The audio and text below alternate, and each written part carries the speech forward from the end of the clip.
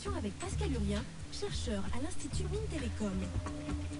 Tous les réseaux mobiles reposent sur le fait que le client est localisé par les antennes relais, que ce soit dans le GSM ou dans la 3G ou dans la 4G.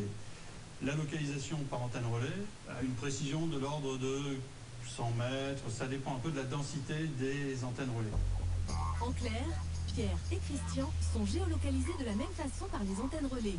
Quand votre téléphone est allumé, l'opérateur sait donc que vous êtes dans cette zone sur la carte. Mais Christian, lui, est localisé beaucoup plus précisément par le GPS intégré dans son smartphone. L'opérateur peut donc savoir à 1 mètre près où il se trouve. Alors, si vous ne voulez pas que votre opérateur vous suive à la trace et puisse le communiquer à des tiers, une seule solution. Le conseil, c'est de désactiver le GPS, sauf si on se sert d'une application pour se guider sur la route, par exemple. C'est pour ça qu'après quelques affaires où des criminels ont été confondus par leur téléphone, les malfaiteurs ont appris à ne jamais utiliser de smartphone.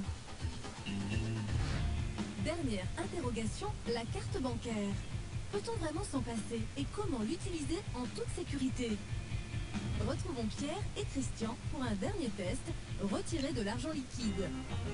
Privé de sa carte bancaire, comment Pierre va-t-il faire? Bonne nouvelle, on peut toujours faire des retraits d'espèces dans sa banque.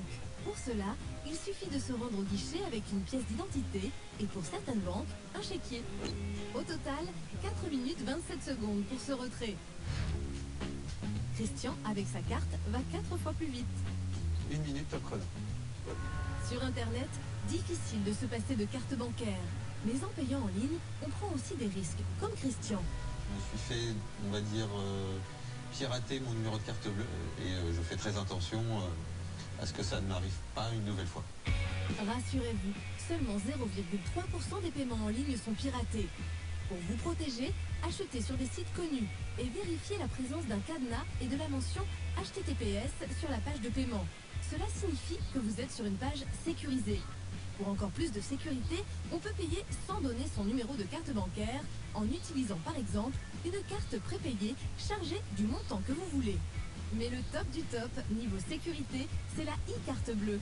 Avec elle, impossible d'être victime d'une fraude à la carte bancaire.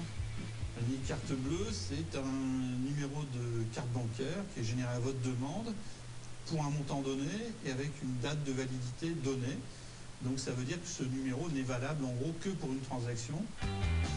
Le futur, c'est de ne plus avoir à donner son numéro de carte en ligne.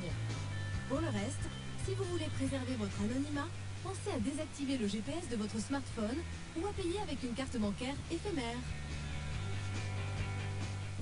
Et maintenant que vous en savez un peu plus sur ces techniques de surveillance, écoutez bien cette question qui peut vous rapporter peut-être la somme de 3 000 €. L'abréviation GPS signifie réponse 1, géopointage satellite, ou alors réponse 2, Global Positioning System. Pour jouer 2 solutions par SMS, vous envoyez 1 ou 2 au 74 600 par téléphone. Vous appelez le 36 26. Attention, vous n'avez que quelques minutes pour jouer. Bonne chance.